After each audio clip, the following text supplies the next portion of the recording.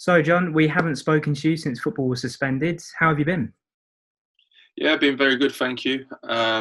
Obviously, it's been a while now since football's sort of been suspended, as you said.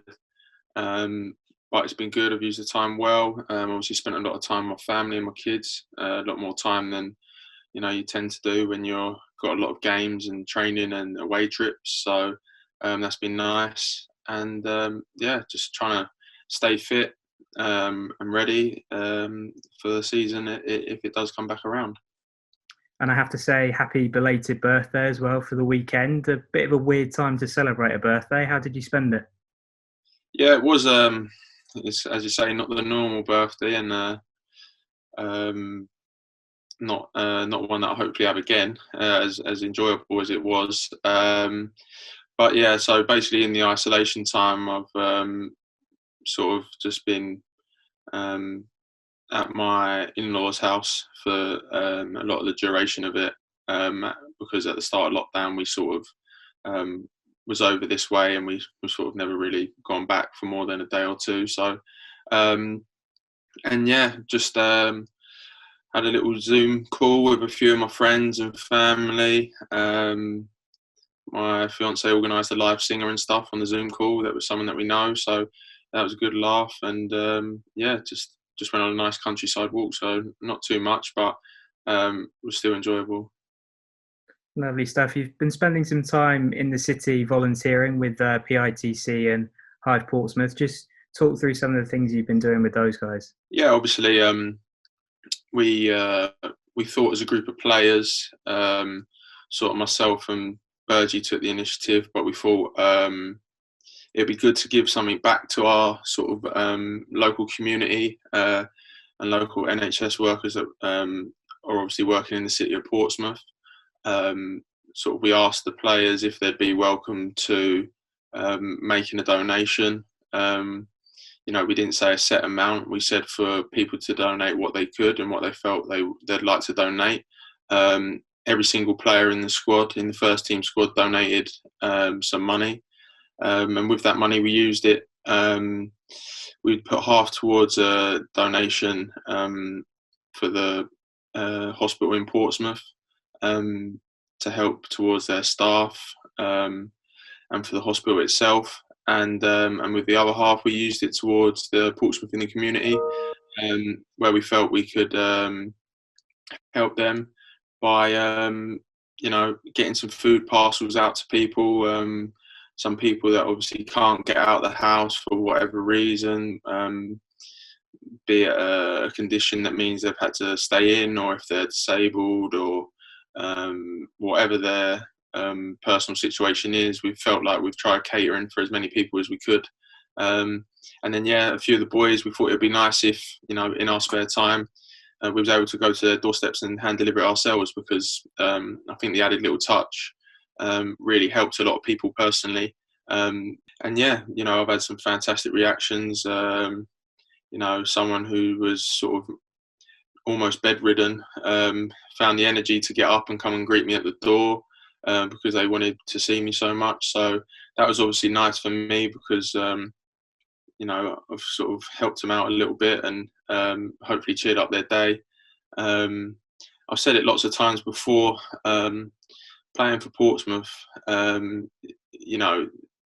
there's not many other clubs like it, especially in our division, where you go into Portsmouth or in the surrounding areas of Portsmouth, you'll only ever see someone wearing a Portsmouth shirt. You won't see a Man United shirt or an Arsenal shirt or a Chelsea shirt. It's always a Portsmouth shirt, and it is a city that loves their football club, that loves their football. The attendances show that.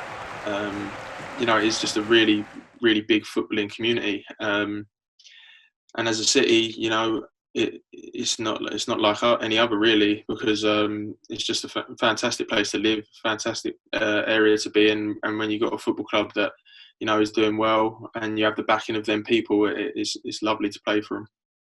Obviously, this has been a difficult time for some people. And again, on Twitter, I saw you reached out to a fan who was, clearly in a bad place. Just talk sort of, if you can, about what motivated you to do that and sort of how that all came about. Well, it just come about. I was sort of just at home, and a message come through to my Twitter from someone else actually that was trying to just raise awareness of the fact that George had put a message on Twitter, and it obviously by me seeing it, it concerned me. As I've said to George, I'm not a counsellor or a specialist in that department, but what I feel like I am good at is that I can listen and I can help people in any way that I can. No matter how small or big someone's problem is, I've always felt like I can help in some sort of way. And I sort of just reached out to sort of see if, someone knew or could get in contact with George initially to sort of let me know he was okay. And obviously I said if he'd be up for it to sort of have a chat. And obviously he got admitted into hospital and his mum contacted me. Told me he was okay and obviously going into hospital and stuff.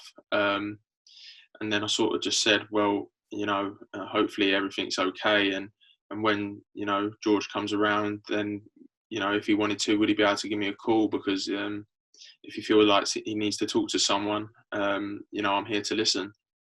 And so I spoke to George the next day. I called him up and, I just listened to what his problems were. And as I said, I'm not a counsellor or anything, but I listened to his problems and I understood what he was saying and the problems that he had, and sort of related to some things that have happened to me before in my personal life, which has obviously not taken me to the extent where George has been, but I've been down sometimes and anxious and worried about certain situations, and I just sort of just give him some pointers of how it helped me, and if there's any way that I could help him anymore, then sort of that would always be a phone call away to help him. And I spoke to him every day since. He seems to be doing very well.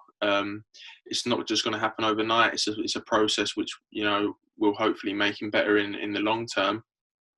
But by him opening up and talking, it's sort of hopefully giving other people a platform to be able to speak out and tell them how you're feeling, because the lockdown situation and people's personal situations at home, it can be difficult if you keep bottling it up. And that's all I sort of said to him, was to speak up and to be brave and not to be embarrassed, because everyone, every single person in every walk of life has got an issue or a problem that they wish they never had, some smaller than others, and it was just how better ways for him to deal with it. And by speaking up now, as I say, I spoke to him every day and he's feeling like he's in a lot better place. And I said to him that he should be immensely proud of himself now, because he's going to be helping other people, when only a few days ago he felt like he was helpless to even himself. So very proud of him, and as I said to him, I look forward to meeting up with him whilst when we get the opportunity, when lockdown's over. Yeah, and I mean, George obviously thankfully safe and well now. He's done amazingly at sharing his story and talking about his experience as well. How much do you think it helps to really sort of open up and speak your mind about these things? Yeah, it's very important, and obviously this week being Mental Health Awareness Week, it is important for people to know, and some things that obviously George mentioned and things that I've experienced in the past is that with former players and players that I've played with before, is that often sort of men feel like they can't speak out. This is just purely because I've obviously experienced it through obviously men, but that men sometimes feel like they can't speak up and really show their true feelings, because they're meant to be macho, they're meant to be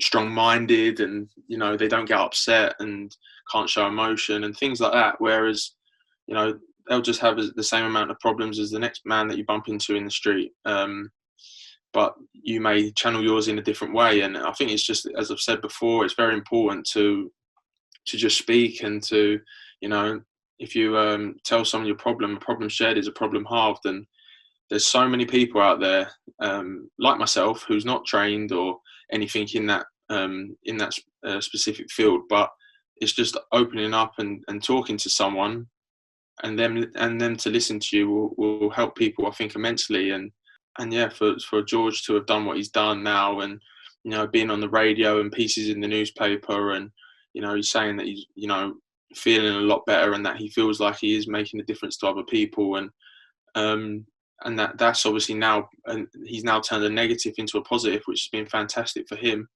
And then hopefully it can be a snowball effect, and other people can feel like they can open up and speak how they really feel. Yeah, and on a happier note, you've arranged to go and meet up for a coffee with George once obviously everything gets back to normal. I think I saw as well on Twitter you've arranged to go out for a pint with a few Pompey fans as well. How much are you looking forward to that? Yeah, well, I said to George a coffee or a beer, so it's his choice, but he keeps telling me it's going to be a beer. But it depends if we've got any more games of football to play.